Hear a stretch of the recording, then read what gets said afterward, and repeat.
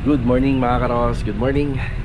So welcome back po muli dito sa aming channel. Another day and another house improvement. Bali December 16 po, araw po ng Martes. Yan na, ongoing project natin dito sa Phase 3. Yan, mag-update tayo sa Anyana at saka dito po sa Tansa Garden Premier Project. So let's go, samahan niyo po muli kami ngayong araw na to. And enjoy watching po. Tara. Lapit na nga pala Pasko, no? Ilang araw na lang, bali 9 days. Yan, December 16 ngayon. Yan, bumili nga pala ako kahapon ng ito mga socket and outlet and switches. Yan, para dun sa project natin sa bahay po ni Ma'am Myra Mando. Yan, kahapon nga po pala hindi po nakapag-overtime yung tropa. Sila Kuya Dindo dito sa bahay ni Ma'am Jen. Ang gawa ng umulan po ng malakas kahapon. Yan, nakahabol nga rin pala ako sa Tansa Garden Premier Project kahapon mga karos, kasi bumili po tayo ng mga panel breaker at saka circuit breaker. Yan. Okay, sa phase 3 po muna tayo. Yung kalsada po dyan, kaya dyan po tayo nakapark kasi naglagay po ng hams. Bali pang 4 na araw na po yan, pero baka tanggalin na po yung harang dyan mamaya. Yan, makakadaan na po ang mga tao. Tapos sa susunod naman doon po makakadaan po pala ang mga sasakyan na tao tuloy. Nakakadaan ng tao dyan kasi maluwag naman. Yan na, tara. Okay, dito tayo sa phase 3. Ay, si Master Jojo, good morning. Good morning. Yan na. Ito, mamaya makikita na po natin yung gate na may nakakabit na PVC solid panel, yung pang outdoor. Yung pag pang outdoor po, matigas po yan, matibay.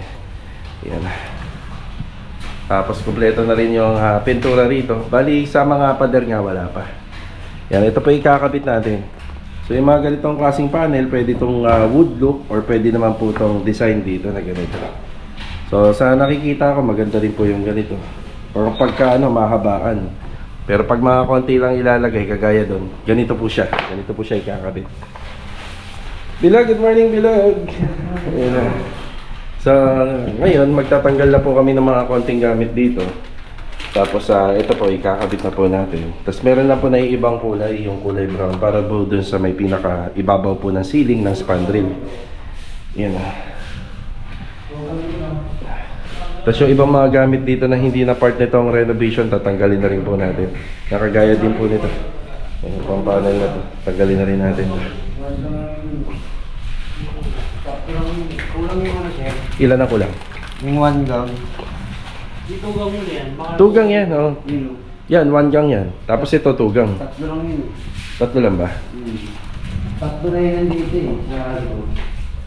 Isa sa red, isa dito, sunutukan. Kung ano yung sobra, gawin mo muna ng 2. Baka may sobra, oh. Gawin mo muna ng 2 kasi hindi pa naman to finish. Ito sobra po. Yan, mapapakinabangan pa nila yan.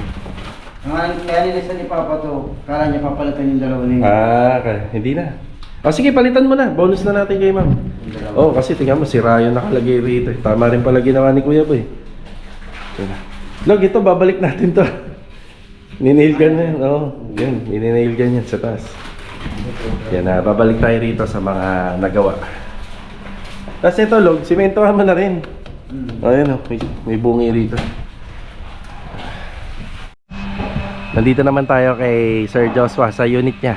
Yan, good morning pala kay Mama Iramando, kay Mama Gigi, kay Ma'am Jonji, at saka rito kay Sir Joshua. So dito pumunta si Sir kahapon at natuwa naman po siya sa mga karagdagan na gusto niya rito sa bahay niya. Yan, dito po sa unit na to, talagang tatagal po talaga kami rito gawa ng may mga pahabol at saka may mga pinababago. So ayun po. Bate. Master Dito, good morning. Good morning! Yan. Kaya nakita mo yung nakasulat dito? Yan magkakaroon po ng design dyan, gagawin pa ni Jojo yun. Bibiling ko muna yung materialis.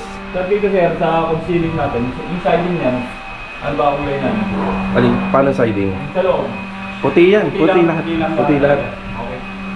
Tapos makikita mo doon sa main door nakasulat, ito. Yung sandblasting niya, magiging smooth finish. Smooth finish natin to. Smooth finish po to. Sige, babatakan natin. Tanggalin na po yan. Oo. Yan. Nakasabay na po. Pero yung kulay niya, isa lang. Isa lang po, kailangan niya mabawi yung construction valve. Tapos dito kuya, Sabi ibig sabihin, yung kulay nito, kulay na rin ito. hindi, maroon pa rin. Maroon. Yung main door, black paint. Aqua Glossed black paint. Black na. Yung handrail, light gray yan. Light gray ito. Yan, light. Pero mas medyo dark pa dyan. Yan na, si Kuya Rigor na bahala dyan. Tapos, ito kuya.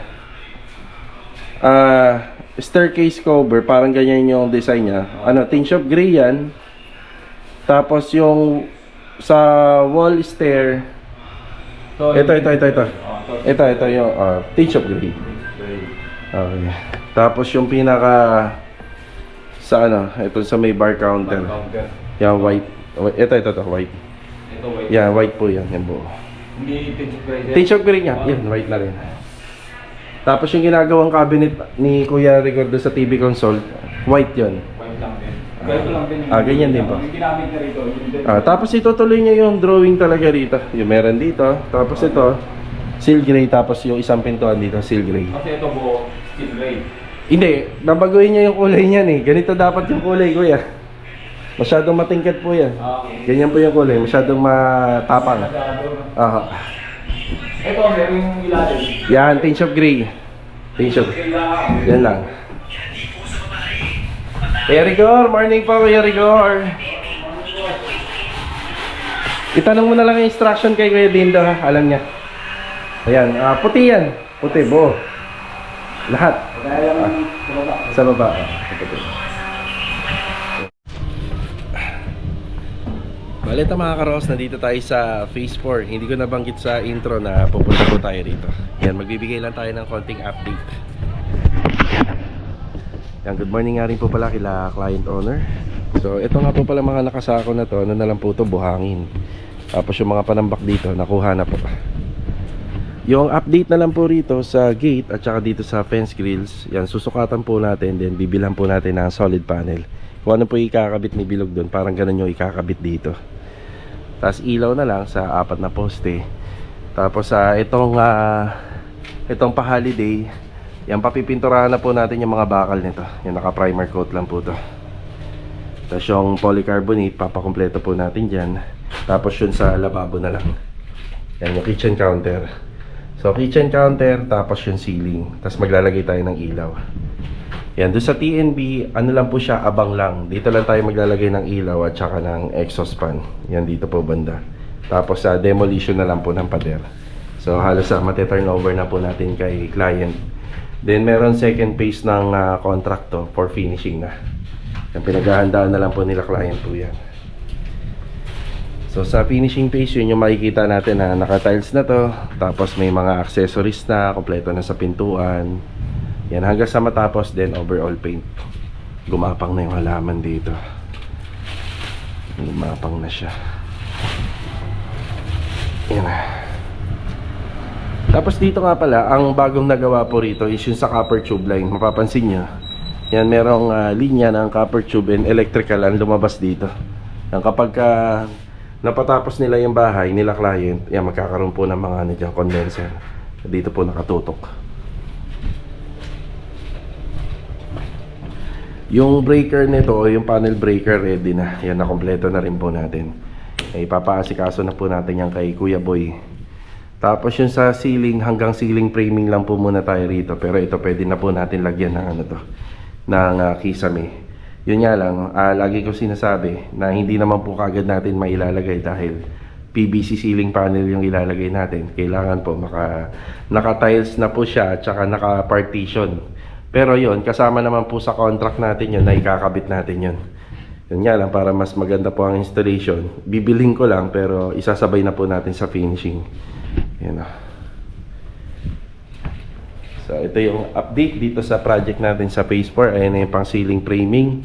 Yan, ceiling framing, after nun, electrical na according dun sa dami ng ilaw, outlet, switches. Yan. So ayan na. Yun yung linya. So may marking na sila na rito. Ang gumawa nga pala nito sila Sir Jojo Aragones. So may nakaisang 1 HP dito. Doon din 1 HP.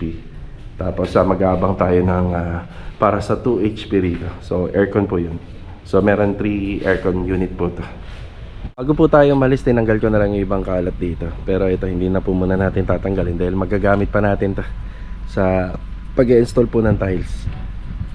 Tapos sinukatan na po natin yung dimension nito. So nakikita po natin maluwag pag gagamitan natin ng PVC panel to. Automatic to, nasa 4 meters. So ang sukat niya 395 cm sa loob by 730 cm simula po rito sa kanto hanggang doon sa dulo. So ang PVC panel materials nito malamang manggaling na po to sa Valenzuela. Yan kasi wala pong nabibilhan ng mga 4 meters dito. Yamatic to Valenzuela. Tapos alamin na lang natin kay client kung anong gusto niyang color ng ceiling, pero sa nakikita ko rito dahil may pinaggayahan baka mahogany ito. Yan, mahogany. Tapos dito naman isa 170 cm by 466. So ito simula rito kanto 170 by 466. Yan, advantage na rin to, nagagamit tayo rito ng mga 4 meters din para yung isang haba 2 peraso makukuha natin dito. Yung magko-conforme na lang kung 20 cm or 25 cm yung lapad ng PVC panel. Okay na po tayo rito sa project natin sa phase 4. So hindi naman po din nagmamadali itong client natin, kaya kung mapapansin nyo, ginawa lang po natin siya noon nung mabilisan, binuo natin yung extension. Pero sa finishing, hindi naman po din ganun din kabilis matatapos to kasi hintayin natin yung niya, yung budget. Okay, let's go. Tara. Bale ito mga karos, bago tayo pumunta ng UTAP dito sa may San Juan Dos, may Gen 3. Yan, bibili nga natin yung mga solid panel planks para do sa project sa phase 4. Ayan, nandito tayo sa Anyana Beller East Project. Yan, good morning po sa mga client owner natin dito. Siya nga pala mga karos, meron akong vlog dito kahapon. Aabot na kasi tayo ng 50 minutes dun sa vlog na in-upload po natin kahapon. So bali, ipapanood ko na lang po sa inyo. Merong mga tinatanong sa akin yung tropa rito. So pakinggan nyo po yung sagot natin dito sa mga nagpapagawa din ng bahay para makakuha din po kayo ng idea. Lalo na sa mga elevation po ng floor, ng balcony. Yan, mahalaga po yan. Tapos after natin dito, diretso na po tayo sa San Juan Dos. Pero ngayong umaga wala muna tayong update. Ipapanood ko muna yung mga iba pang nakat na scene natin dito sa Anyana Beller East. Tara! Ito, isa sa pinaka-importante lang pong tanong nung nagta-tile setter. Siyempre, kung paano niya po ikakabit yung tiles dito po sa pinaka-outdoor na, sa pagitan ng interior and outdoor. Yan, bali, aalamin nyo lang po yung pinaka-frame ng mga ilalagay. So, example, ito pong glass door. Ang frame niya isa 3 inches. Tapos malamang to, magpapa-screen door to si ma'am. So, screen door, bali 3 inches. So, ito po yun. So, simula po rito. So, ito na lang po yung matitira dito banda sa loob. Yan, tamang-tama po yung abang nung una. Ayan, nakadrop na siya. Yan, bali, dapat po, nakadrop po yan. After po ng pinto, galing dito sa interior para pagka umuulan po, hindi po papasok ang tubig. So, magpa-flush lang po siya rito. Then, i-release niya na po paloob. So, kahit gano'n po kalakas ang hampas po ng hangin, ng ulan, so, hindi po siya papasok kasi pag pinantay po natin yan, nilagay nila. Pag umulan, papasok po rito sa loob. Yan na. So, Louie, yung mga 4 cm ang drop niya. 4 cm nakadrop. Yan, okay na. Doon, yung matibay-tibay kasi kita mo, medyo mahaba. Oh, yun. Tagtarin mo. Tapos yung usapan natin dito sa ito eskwalado nito. Kailangan may kakapitan si paring Ryan sa loob. Ay, dito? Oo, maglagay ka ng metal studs dun na nakapaganon para may kakapitan siya. Yan ang tinutukoy ko po is yung dun sa WPC, tubular WPC pagka kinabit. Kasi hindi naman po pwedeng nasa gypsum board lang siya nakapako. Yan. Tapos dito naman si Kuya Philip. Yan, palagi naman po namin tong pinag-uusapan. Basta wag lang tayo magkulang sa paalala, no Kuya? Sa dami ng problema, nakakalimutan, no? Kuya, dahan-dahan sa paleta, lalo-lalo na naka-PVC tayo, ano? Yan ang kahinaan po niyan. So, dahan-dahan. Sige, Pasok ko ng basahan. lalo na pag Acretex, no? Wala 10 agad. Tapos ayan, may mahiwaga po tayong LED. Kuya, pag napundi, huwag mahiyang magsabi ha. Apo. Pero matagal ang buhay po niyan. Yun. Ganda ng bahay kapag ka talagang napipinturahan na. Kagaya nito, puting-puti na. Unti-unti na pong nalinis. Yan, sa loob ng isang linggo, ganito na po kagad na napulido. Tapos ano na po to, primer, kumbaga parang ready na po siya sa top coat. Ang magta-top coat nito, pwede naman si Kuya or pwede naman sila Kuya Dindo pagpunta rito. Yan.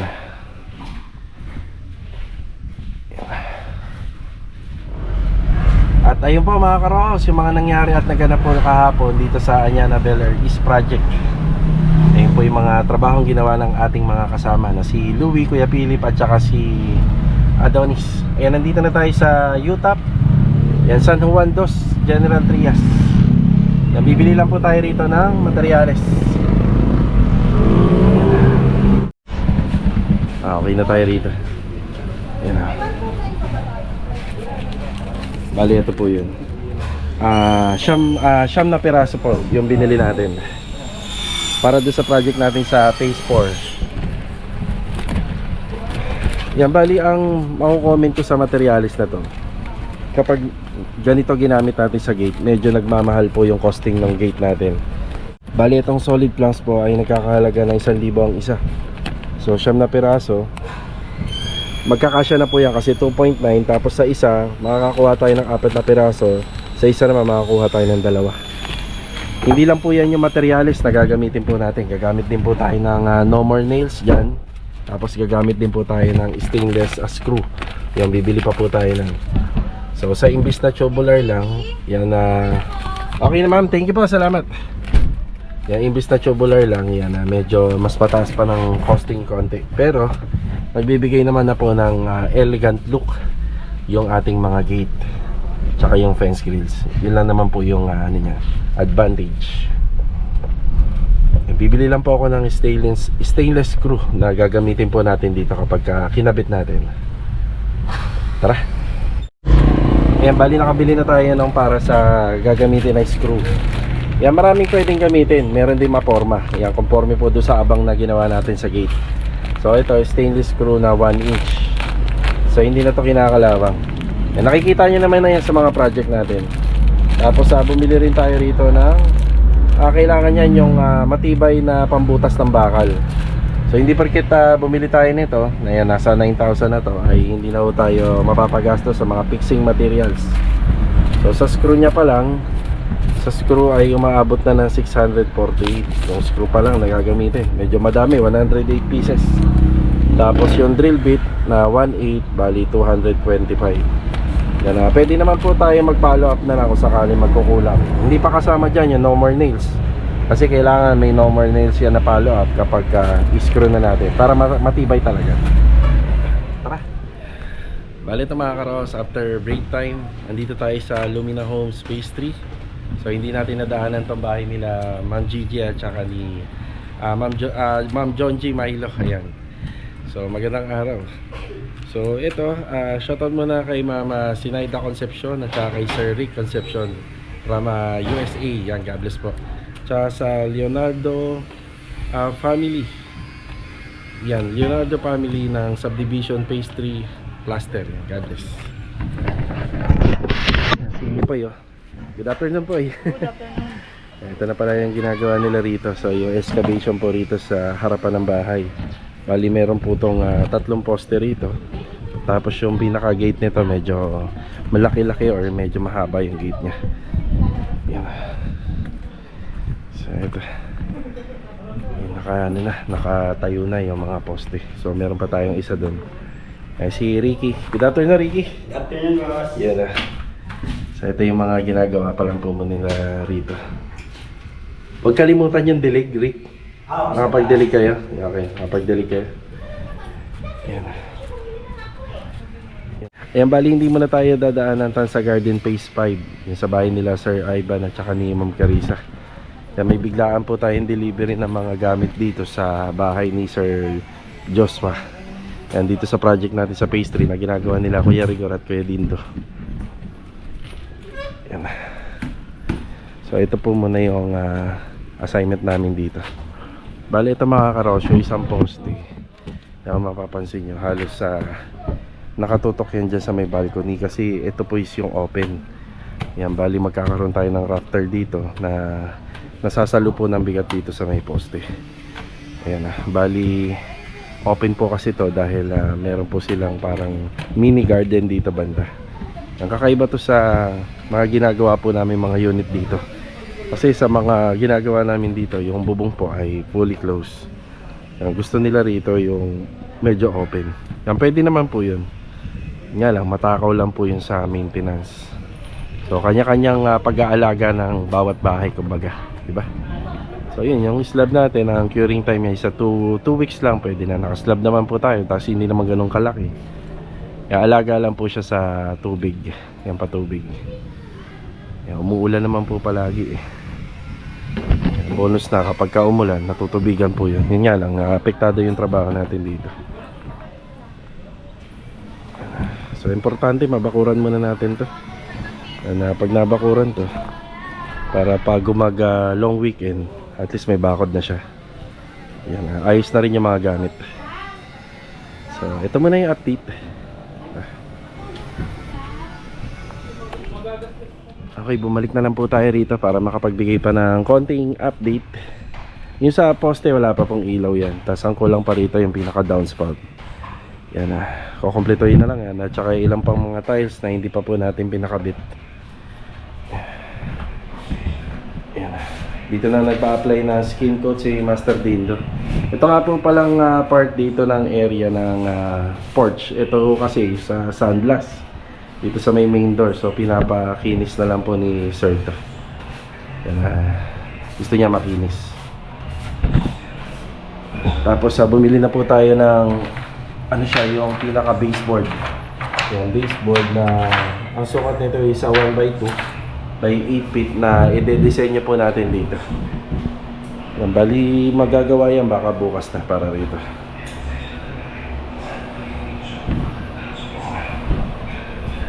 Tapos yun nga, dumating na nga po pala yung gamit ni client. Nandito na rin. Tama. At I see. bata nakakagaan ng vibes. Ayan. Mahilig manood makinig si Kuya Rigor ng condo sharing. Condo sharing ba yung kuya? Condo sharing. So ayan, pinturado na. Pinturado na ni Kuya Rigor. Bari all white lang naman po yan. Tapos naka-wall floated po yung kalahati. Tapos hanggang pababa. Oo nga. So ito lang naman po yung package na inabangan natin kanina. Boss Joshua, Ayan na. kondo na to, kondo. Eh, may sinasabi si Kuya Rigor. Ano po Boss yun? Joshua, ito na, kondo. Yan. Kondo raw eh, gusto niya eh. Condo style. Dahil kondo eh. Wala, dahil kondo na yun. Eh, sabi ko sa inyo, masyadong madetalye lang tong project namin dito kahit maliit. Ayan na. Halos lahat ng area may cabinet. Yan, may carpentry pa rin.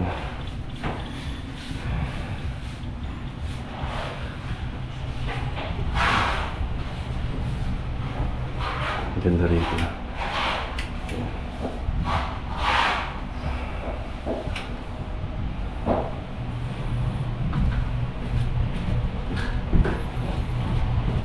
Tapos idagdag ko lang po pala dito sa project natin sa bahay ni Sir Jos. Bali, tinawagan niya yung mag-internet, yung nagkabit ng internet nito.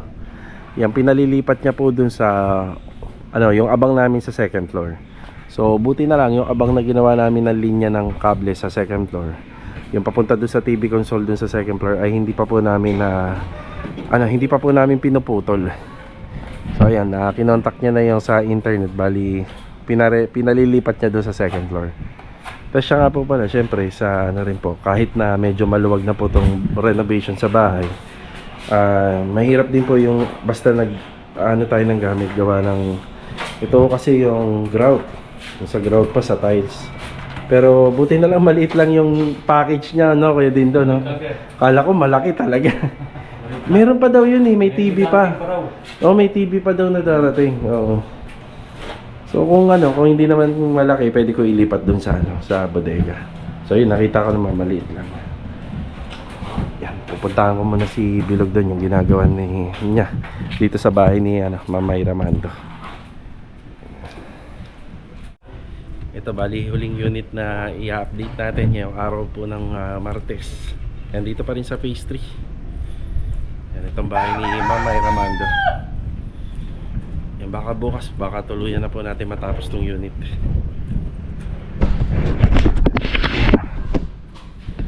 Yan, kinakabit na lang po ni Bilog. So yung no more nail, kailangan mag-apply muna dito sa tubular. Tubular yung ginamit namin dito. Yan. Tapos naka no more nail yan. Then stainless screw yung gamit naman po namin.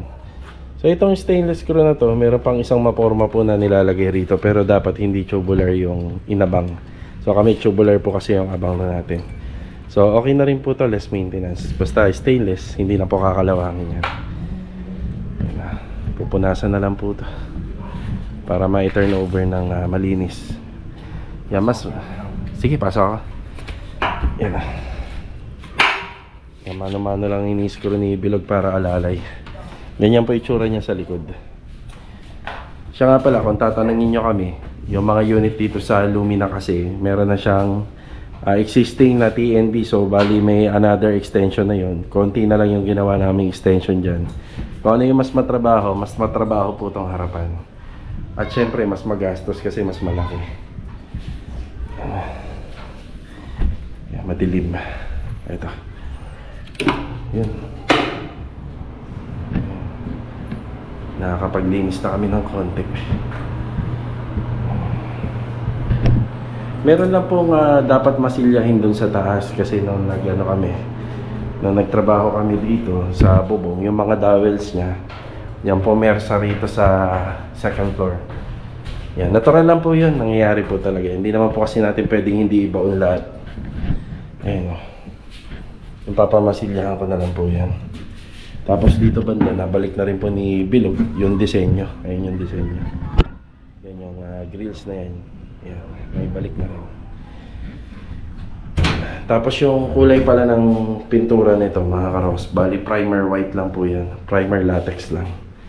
Yung gagawin na lang natin dyan, yung masilya, tapos after masilya, liha, primer. Yan. Yan. Yung bahay.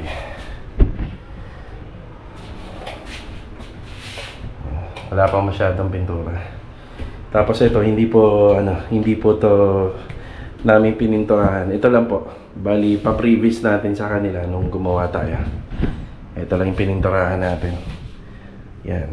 Gawa ng para pagka nandito sila, pwede silang humiga, matulog, hindi masyadong malikabok. Yun o. Yung sa finishing nga, dahil pang gagawin dito kagaya. Yung sinasabi ko, daming dahon. Kaya maigi pa rin, maglalagay talaga ng floor drain. Yan na.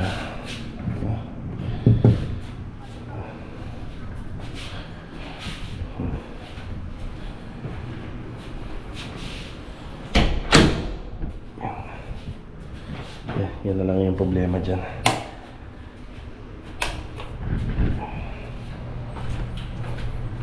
Naka-tiles.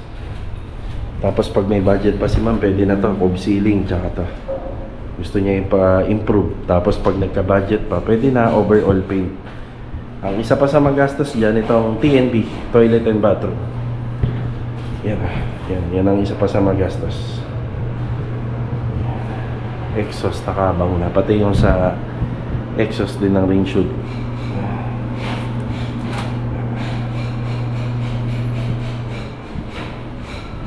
Yan, ito yung floor drain. Floor drain. Yung yung pinaka-outlet na nilalagay po namin. Stainless din po ito. Maglalagay tayo ito sa catch basin ng lababo. Tsaka yun dito, meron din po yan. Yan, ito. Yan, papalitan natin. Para presentable at tsaka nabubuksan siya. Yan. Malapit na matapos po ito. Siguro kayang-kaya na nga ito bukas eh. Kahit si Bilog lang ang gagawa, kayang-kaya niya. Konti na lang naman.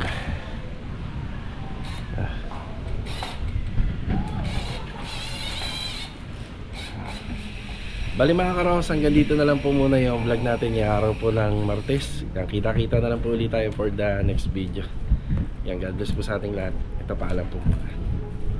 Let's go. Tara.